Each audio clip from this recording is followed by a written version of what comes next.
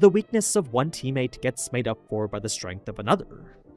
Unless you are playing Marvel Rivals. Alright, we got Solo Leveling Season 2, Episode 6 of Cut Content.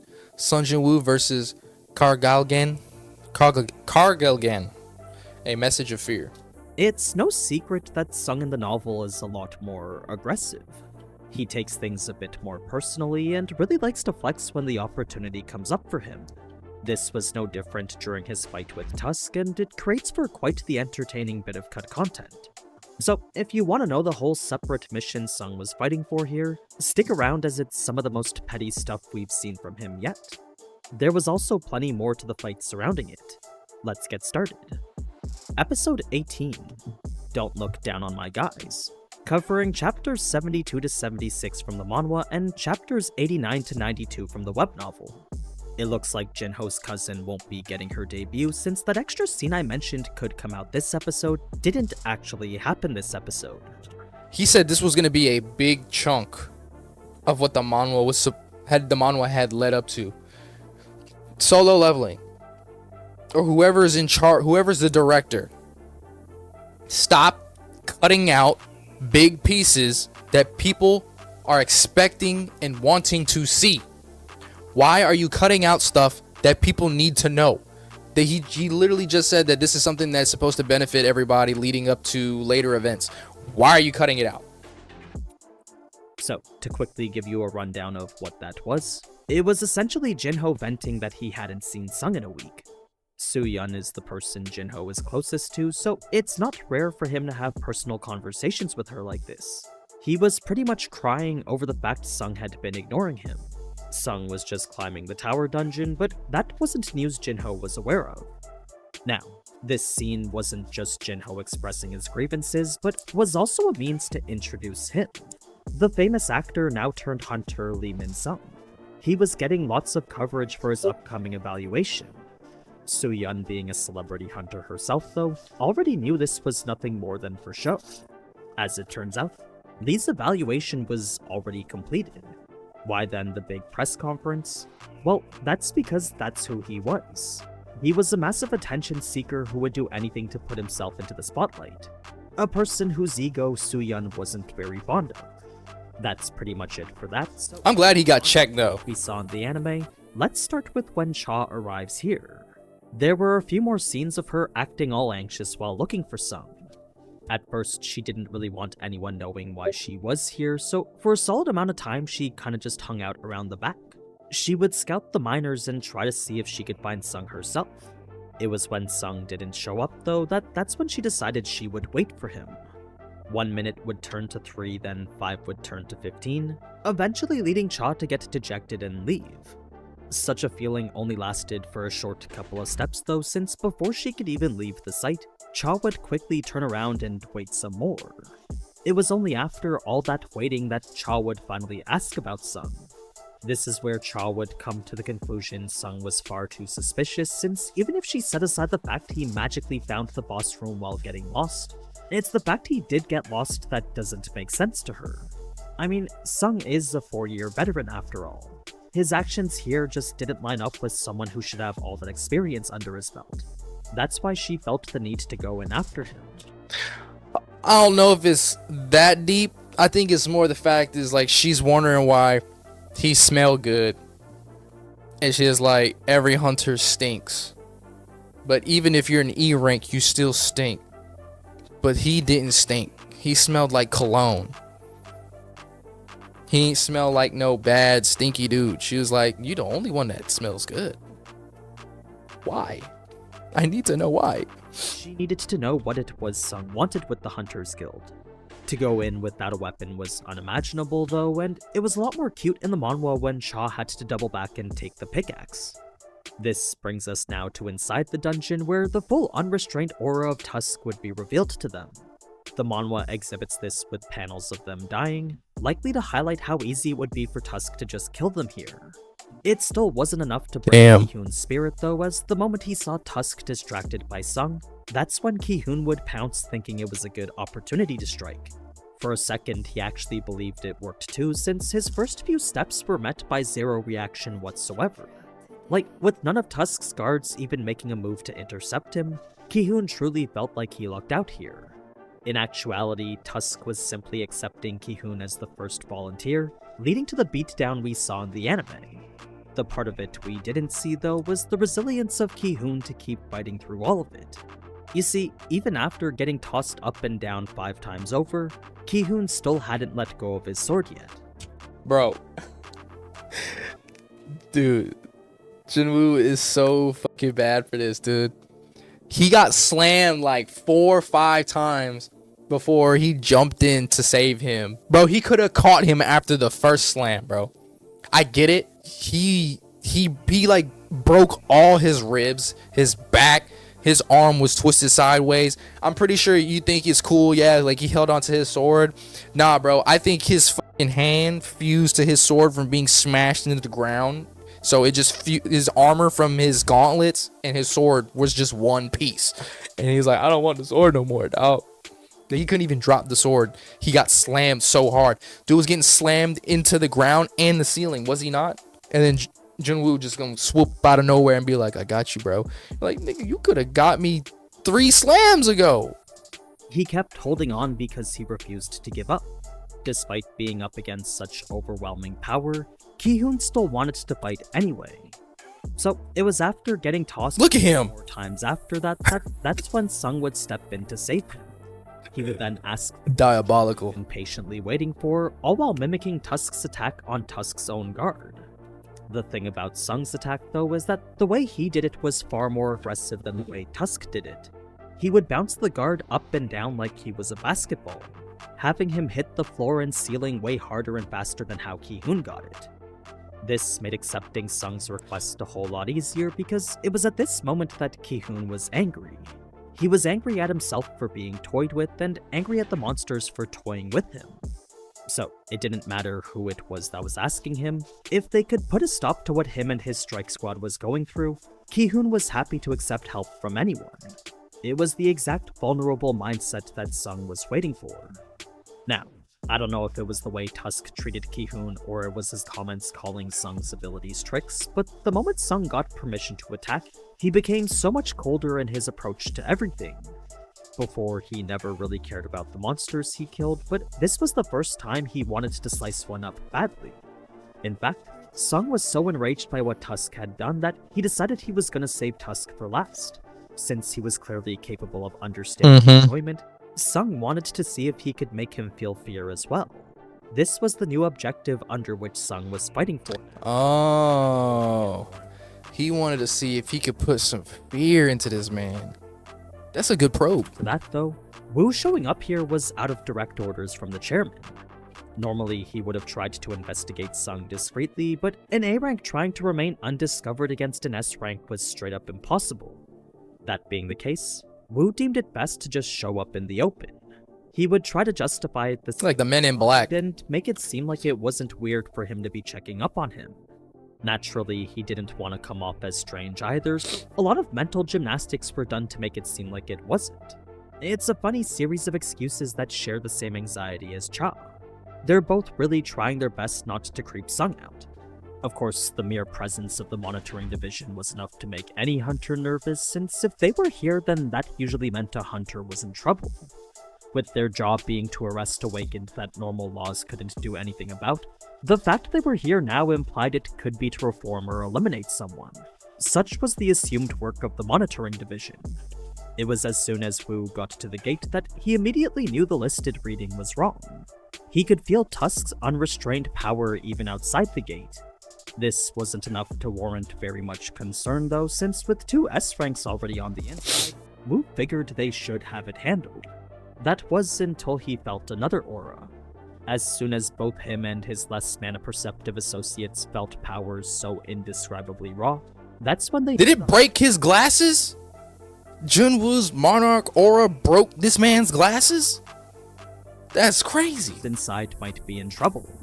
So, as hunters who were part of the monitoring division, it was now their job to go in and inform the current raid team exactly what they were dealing with. Typically, they did only manage hunters and watch them, but another part of their responsibilities was to aid hunters in their times of need too. The younger association hunters were certainly scared to do so, but despite not having to, they decided to follow Wu anyway. Damn, bro. For Cha, who was already quite deep in the dungeon herself, You read the manhwa too? quite perceptive when it came to figuring out what had happened here. At first, she thought she simply underestimated her strike team, up until she noticed something odd. Almost all the orcs were injured by short, sharp weapons. None were fatally injured by them, but they were hindered enough to limit their movements. They were clues that made it clear the strike team was celebrating victory over opponents someone else had prepped for them. She could also tell they were taken care of all by one single hunter. Aside from the two in this instance here, Cha could easily tell one person drove every orc to the brink of death. How then was such a feat possible? Well, that was the part she couldn't figure out yet.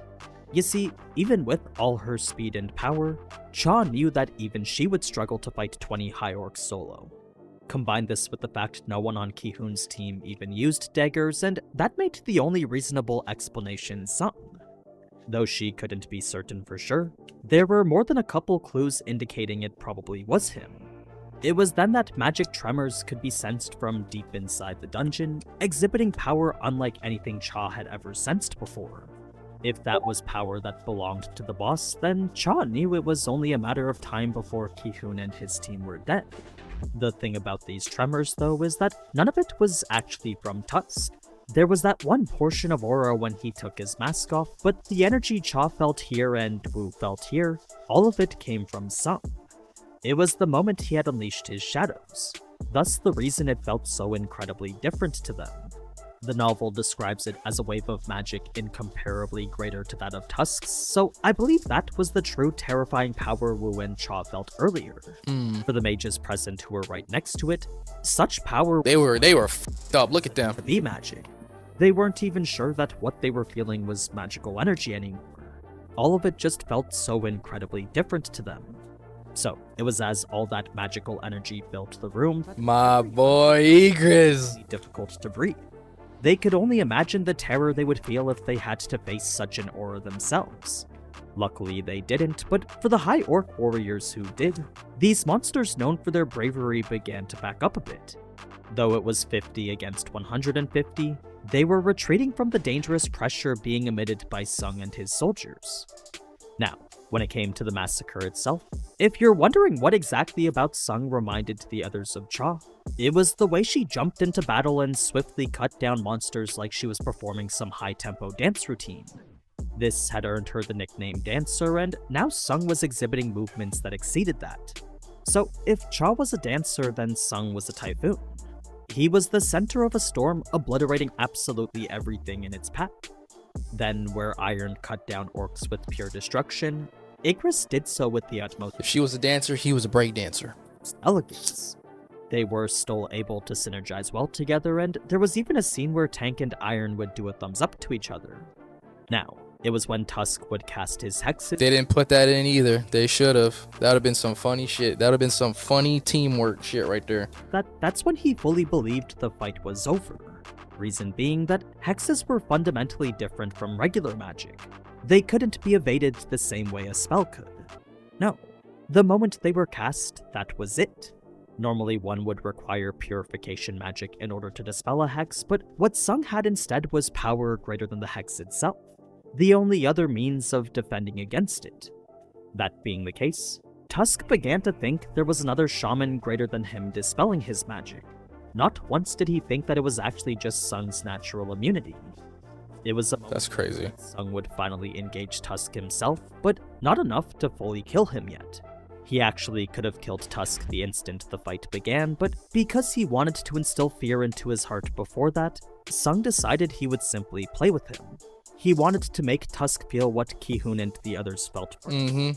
This was a bit harder than Sung initially thought though, because even after killing his orcs and dispelling his hexes, Tusk's eyes still looked alive. It was clear Sung needed to step things up a bit. Strike more fear. When he would extract the shadows of the High Orcs, revealing a fate far worse than death for them.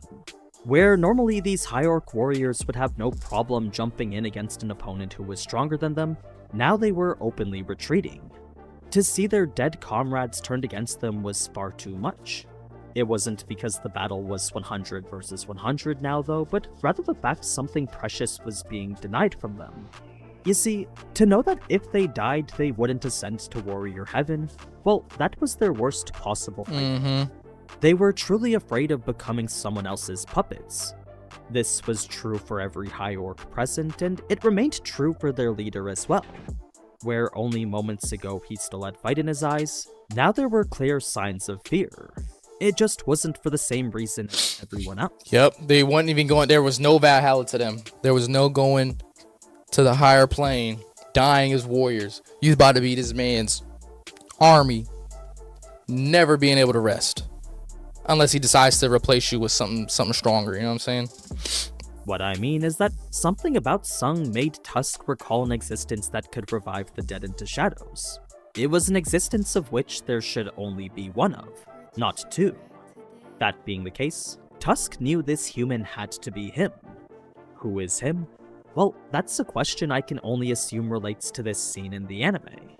For Tusk, it was a revelation leading to thoughts far more existential.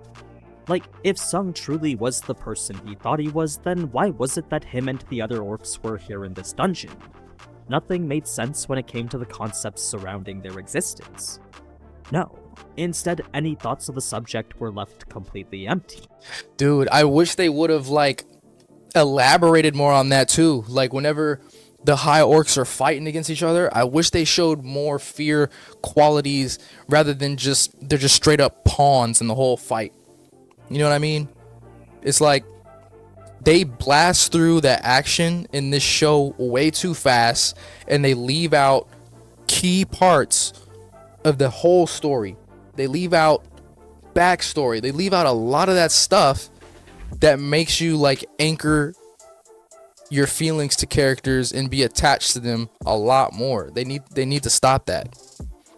But what I did see, I saw some news yesterday that Solo Leveling is going to get the One Piece treatment. So we are going to hopefully get up to 10 years of Solo Leveling content. So they shouldn't feel rushed that they have to keep pumping out episode after episode and then cutting content out.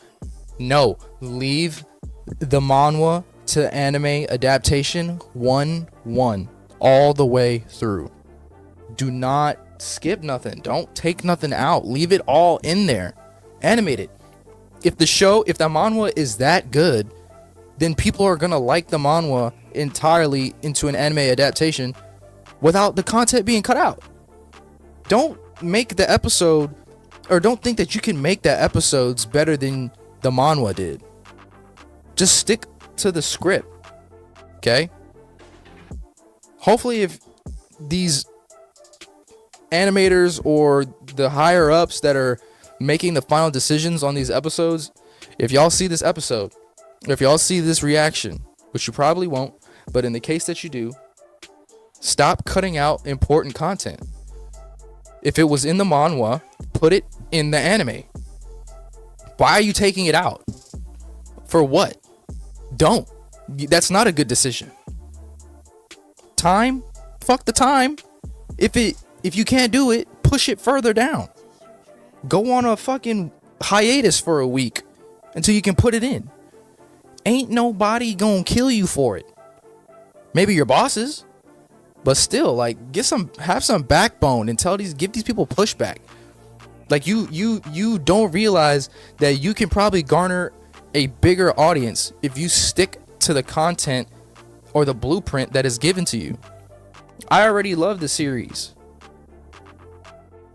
And then everything that AniNews is saying that has been cut out, I would have loved to see that too. It was as if his brain had been wiped of all of it. This left only the emotion of fear, which was exactly what Sung had wanted. His plan turned out to be a complete success. It's before the fight would come to an end, though, that an interesting interaction would occur between Sung and Cha first, where in the anime Sung doesn't notice Cha until after everything. The two would actually make eye contact right as she entered.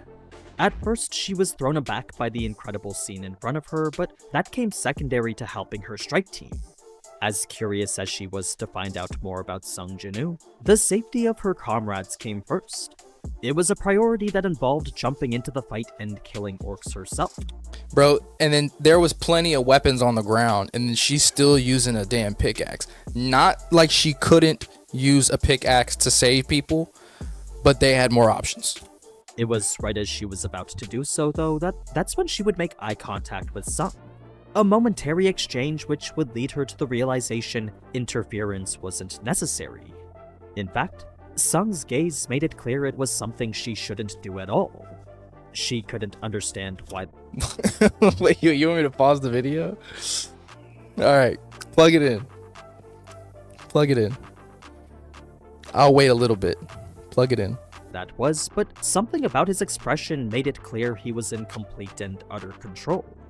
Sure, his summons probably had him low on mana, and sure 100 high orcs and a boss were still left to be taken care of, but still Cha knew she needed to stick to the sidelines. Instead, the only thing she could wonder was how it was Sung was going to finish this. So, when Cha lowered her stance and resigned herself to the sidelines, that's when Sung could relax knowing things would continue the way he wanted. With all the work he had put in to get to this point, it would have been a real shame for Cha to step in and ruin all that. Like, the man had even waited for Ki-hoon to drop his sword here, also he could be absolutely certain Ki-hoon would answer the question the way he wanted him to. He had suppressed his urge to kill the shaman from the very beginning because the most important thing was getting permission. Sung wanted everything and he went to great lengths to secure it. So, to know Cha— That was so wild. What he worked so great— That was so wild he let that just happen. So, to know Cha would let him continue with what he worked so hard to earn, well, that was incredibly relieving. He could focus solely on the fight knowing no one was going to interrupt him. It's a pretty big difference from how it goes down in the anime, since despite Sung knowing an S rank is watching him, he still proceeds to fight with his entire army anyway. He even makes a conscious effort to make a show out of it. This, I think, highlights best the core difference between the Sungs of each medium because you can see exactly where their mindsets are at. One's completely focused on business, while the other has room to flex and even play around a bit. Now, though in the anime it was the generals which finished the fight for him, in the novel all it took was a single punch. Tusk would ask if Sung still found things amusing, to which Sung would simply reply yes. It was a cold one-liner which showed Sung never took the fight seriously to begin with. In the end, cold. Gained 2 whole levels, acquire a brand new shadow ranking above Igris and Iron at the Elite Knight level, then— Wait a minute. So as a mage, Tusk is higher than Igris? Oh, hell no, I can't allow that. Acquire a brand new shadow ranking above Igris and Iron at the Elite Knight level, then also be able to store up to 127 shadows now. If you're wondering why Tusk was easier to acquire than Baraka, well, it's implied the success rate of extraction was dependent on the target strength compared to Sung. So, since Baraka was a 3v1 Sung barely won, it makes sense that his shadow would be harder to extract. Okay. Now, it was while Sung was being escorted back that he would actually ask why Wu was doing this. Wu would respond by asking if he was planning to join the Hunters Guild, a question to which he already knew the answer to, but needed to ask anyway since it was the best way to identify the mistakes Sung just made. What I mean is that, by exhibiting above S-rank powers in front of employees of the largest and wealthiest guild in the entire country, Sung had just opened himself up to more of the annoyances he hated. His actions contradicted what he said he wanted earlier. This was a point Sung unfortunately couldn't help but agree with, since there was no telling what length the Hunters Guild would go to secure another S-rank hunter. Luckily, the association's interests lined up with Sung, so at the very least, the two could work together to avoid situations like this. It was before leaving that Ki-hoon would run up to thank Sung personally, because from his perspective, he had essentially saved them for nothing. Not only did he request 0 compensation for his heroic efforts, but he also risked revealing his identity, which the association clearly wanted to keep hidden. That being the case, it would have been wrong for Ki-hoon not to thank Sung properly. He's a good fucking dude though. After Sung had killed that one general using the same method he was tortured with.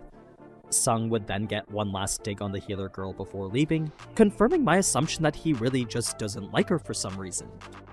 From today onward, please refrain from placing your personal articles inside the raid team's luggage. It only serves to increase the volume.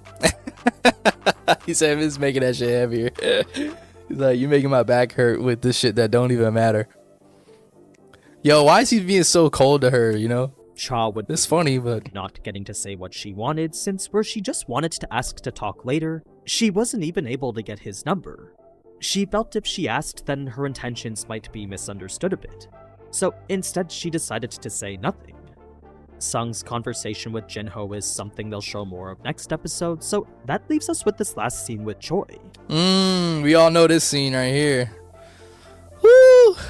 His ego was bruised. His face was certainly something when he found out Sung was acting as their porter, then more was said about how Sung is a stronger hunter than him. The way Ki-hoon goes about contextualizing it is by explaining how in raids, roles were divided into attack, defense, and support. It's without all three working together that a team would usually find themselves in danger.